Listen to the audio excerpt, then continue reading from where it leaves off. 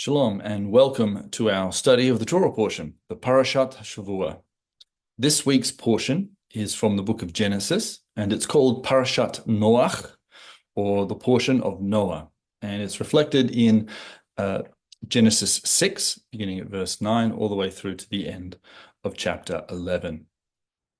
And it's an absolutely packed Torah portion. The first 11 chapters of Genesis are just absolutely loaded with information about, things on macrocosmic scale of how things started, how things went wrong, and then today's discussion or today's Torah portion sort of kind of answers the question as to how did we get to the world that we're looking at now?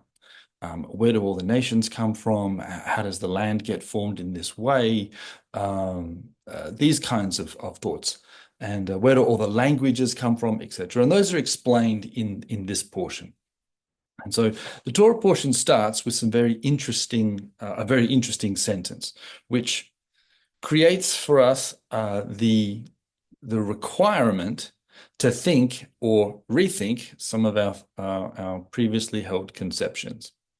Starts off by saying in English, Genesis 6, verse 9, this is the genealogy of Noah. Noah was a just man, perfect in his generations, and Noah walked with God. I'm reading from a New King James Version. The Hebrew says something very interesting. It says, Ele toldot Noach. These are the generations of Noach. Sort of ancient literature, particularly in Jewish tradition, follows genealogical lines. That's very, very important. So these are the generations of Noah. Noach, ish tzaddik. Noah was a man who was righteous. Tzaddik means righteous. And we're struck automatically with a question. How is it possible that there is a human who isn't the Messiah who is righteous? Because we read in Ecclesiastes 7, verse 20, where the wise man is reflecting on the world that he has seen, that he's looking around him, and he says, there is no one righteous, and no one does good. No, not one. And then this is quoted again by Paul in Romans 3, verses 10 to 12, where he also says, no, there is no one that is righteous. Yet we have here in today's Torah portion, it literally says that there was one, and it was Noah. How could this possibly be? It also says that he is tamim, he is pure. Now, what does that mean? How is a man righteous and pure? What does it actually mean? It gives a little caveat, badoratav, in his generations. And he walked with God. Who else walked with God? Well, Enoch walked with God. So there were people who were in the action of walking with the Lord. And walking doesn't mean a physical journey. What it really means is more of a spiritual journey, in that people were being obedient to the Lord. They were listening to his voice. They were trying to obey his commandments. They might not all have been always succeeding, but that was their desire, and what they did when they first woke up in the morning. Like, how can I obey the Lord? How can I walk with God today? And so when we look at the context of this, we have to go back to the end of last week's parasha in chapter 6, where it talks about these interesting things called the Nephilim, that these fallen ones, and it discusses that the sons of God mingled with the daughters of Adam, and then from them were produced giants. There's not much that the text actually says about them, except it just describes them in chapter 6, verse 4. These were giants on the earth when the sons of God came into the daughters of men and bore them children. And so our Bible doesn't say very much about them, but in Second Temple period Jewish literature, it's recorded that Jewish people had been thinking about this and had been trying to understand the antediluvian world and where do demons come from and those kinds of thoughts.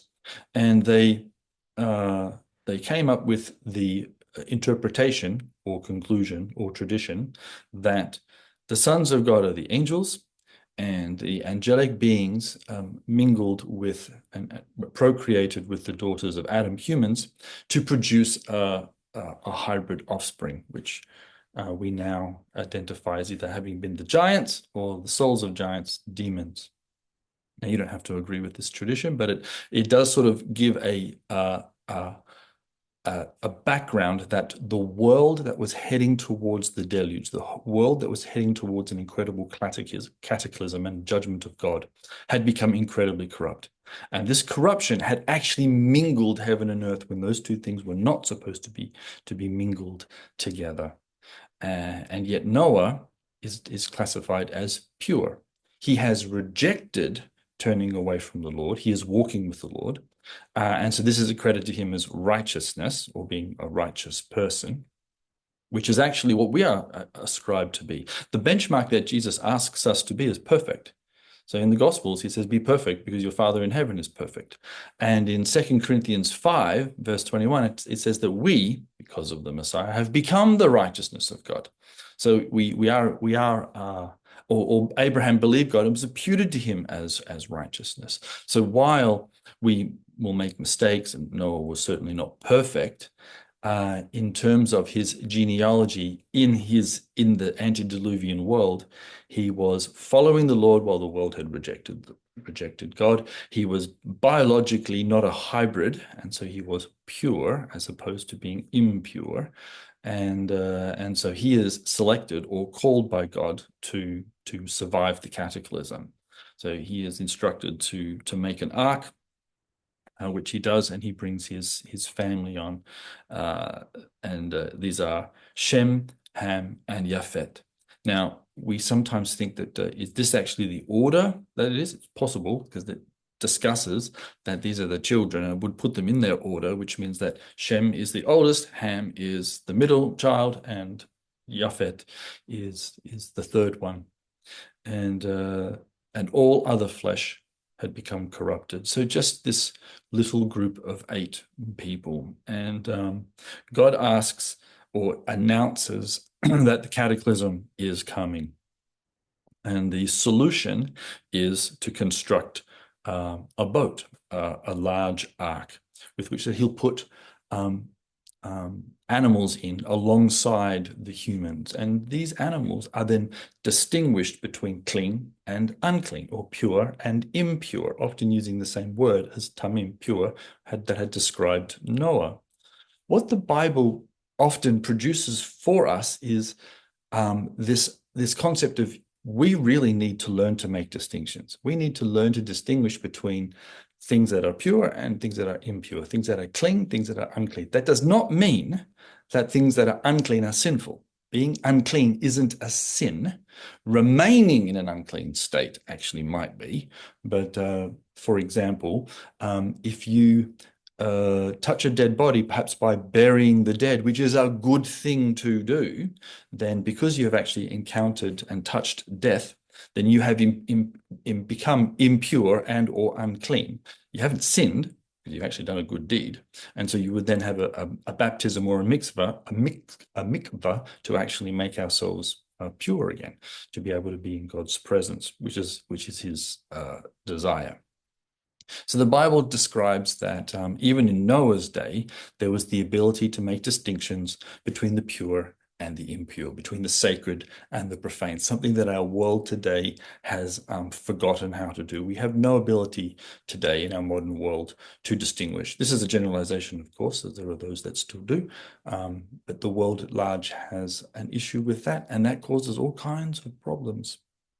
As the Lord himself, even when he looked at the world in creation, which had clean and unclean animals in it, he said, this is good. This is a good thing. So it's not a sin. Okay. The Noah and his animals go into the ark, but in chapter 7, God says, the Lord says to Noah, come into the ark, you and your household, because I have seen that you are righteous before me in this generation. Again, same word and the same context. It's in this generation, a generation that is very, very, very impure. We're called to be like Noah, okay, in a generation that is becoming completely impure and unclean and has rejected God.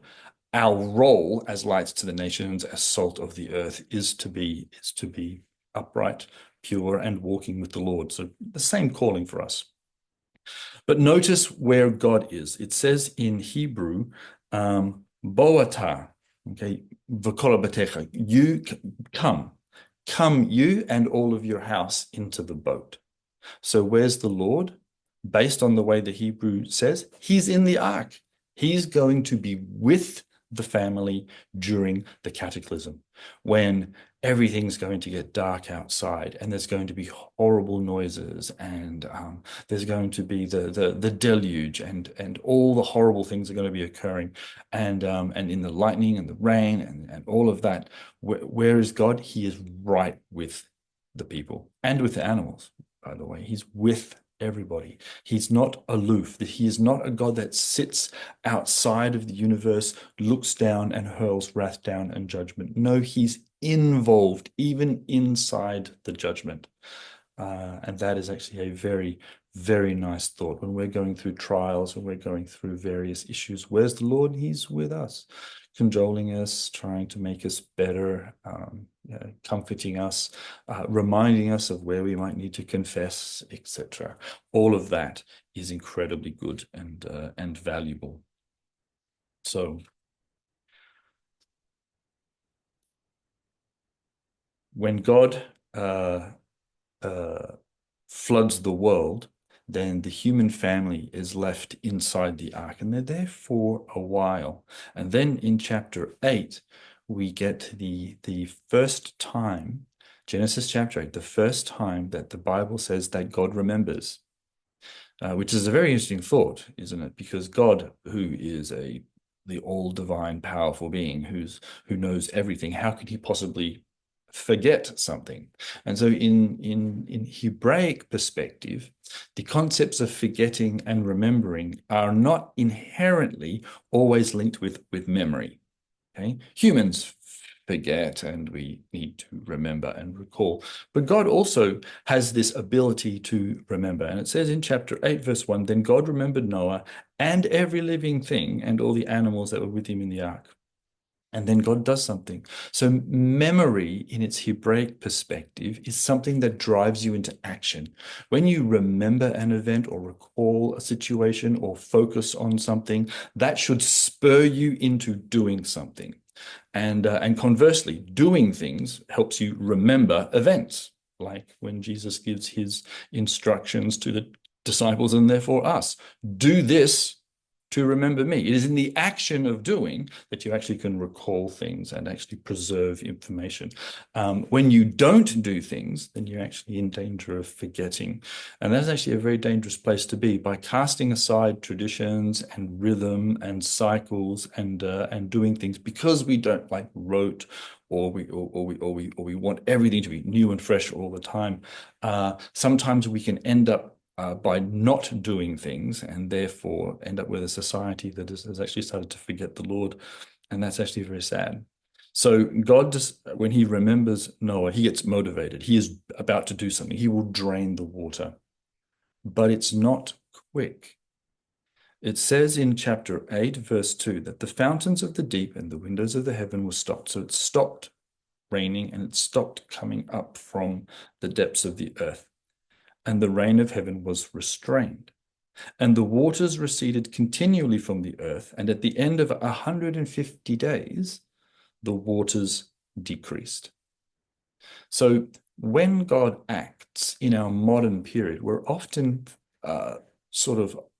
we often want God's actions to be fast, to be instantaneous. When God gives a blessing, the blessing comes. When God's going to speak, he speaks immediately. When God's going to send some help, the help arrives immediately. But here, what we're looking at is actually things take time.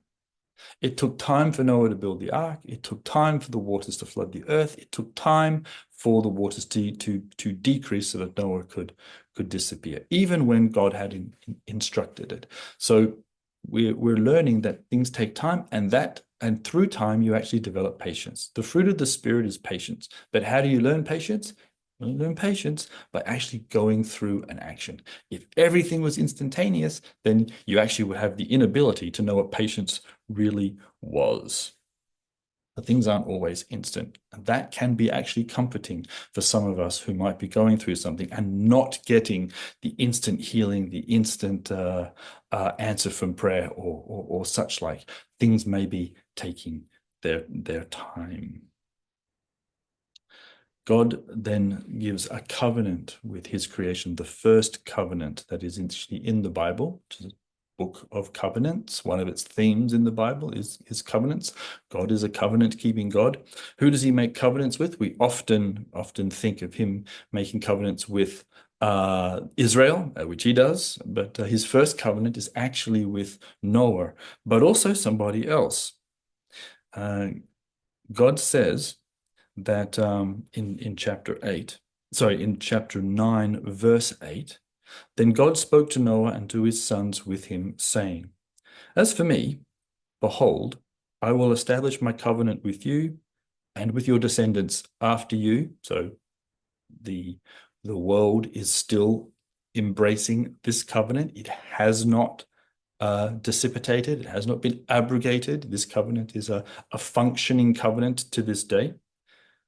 Behold, my covenant I will establish with you and your descendants after you, and with every living creature that is with you, the birds, the cattle, every beast of the earth, and all that go out of the ark, every beast of the earth. The first covenant is made with man, yes, but it's also made with animals. And that is an interesting thing. God made a covenant with every aspect of his creation, including the animals, and therefore the animals that came after them.